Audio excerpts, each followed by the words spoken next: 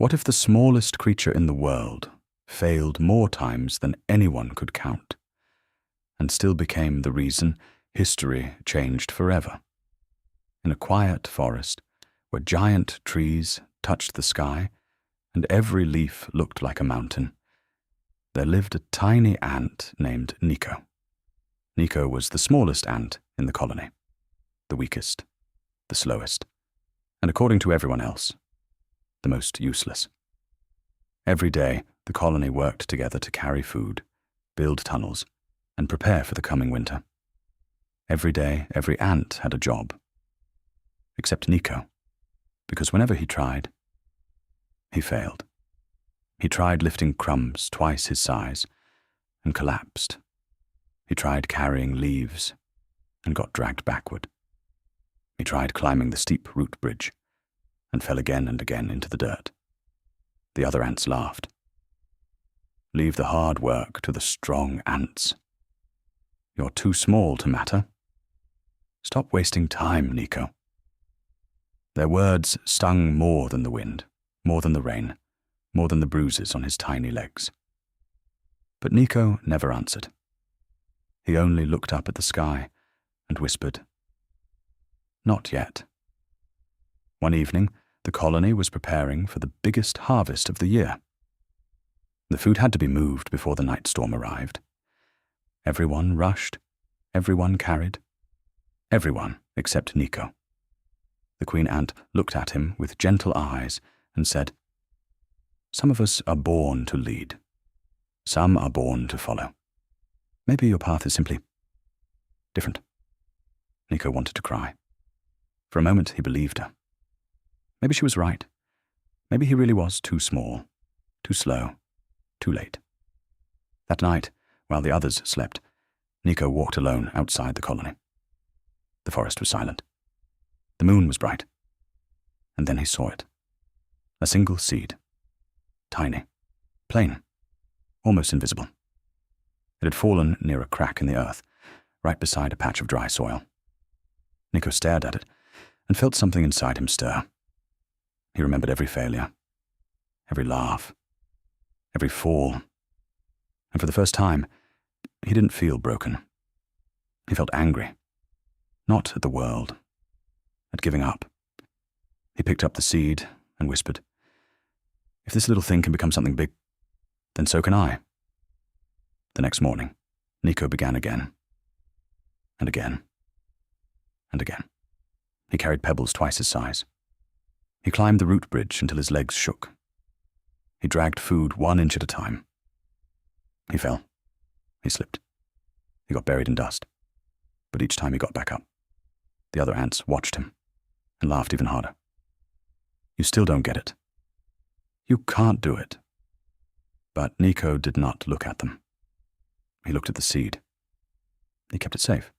He watered it with dew. He placed it in a hidden patch of soil. Days passed, then weeks, and then something impossible happened. A tiny green sprout broke through the earth. Nico's eyes widened. He smiled for the first time in days. He didn't know why the sprout mattered so much. He only knew it felt like a promise.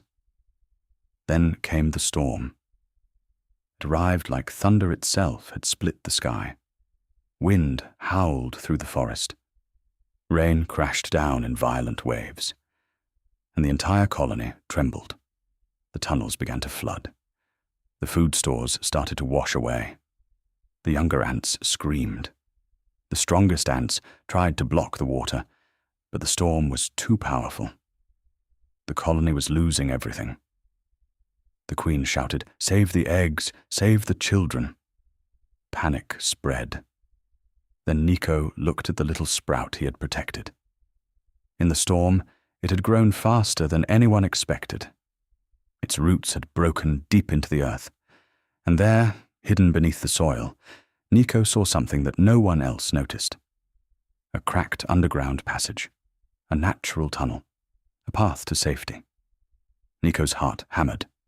He shouted, "Follow me." The ants turned. Some hesitated. Some stared in disbelief. But Nico had no time to prove himself. He ran into the storm.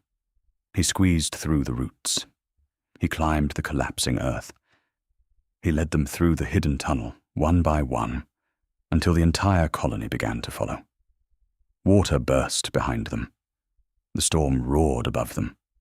The tunnel shook, and at the front of it all was the smallest ant they had ever mocked, Nico.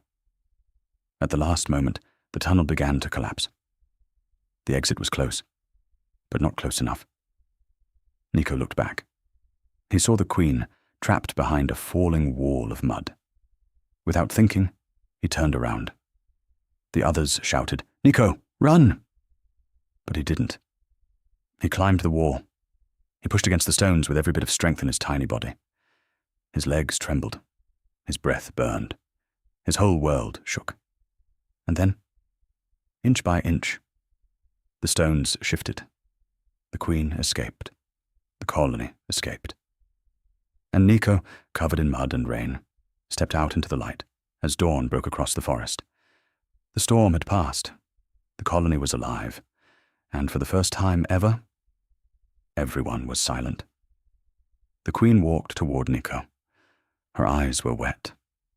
Her voice shook as she said, "We were wrong." Nico lowered his head.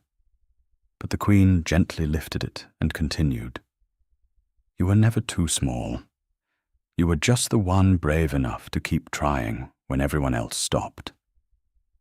The other ants looked at him with shame, then awe. And then something happened that no one in the colony would ever forget. The tiny sprout Nico had protected had grown into a massive tree. Its roots had strengthened the ground. Its branches gave shelter. Its shade protected the colony from future storms. And from that day forward, the forest called it the Tree of Nico. Not because he was the biggest, not because he was the strongest, but because he refused to quit. Years later, young ants would gather under the tree and hear the story of the smallest ant who failed 100 times and still rose again. And every time the story ended, the Queen would say the same words. History was not made by the strongest. It was made by the one who refused to stop. And somewhere deep beneath the roots, a tiny ant named Nico would smile, because he knew the truth. He had not only carried food, he had not only saved a colony, he had carried something far greater than strength. He had carried hope.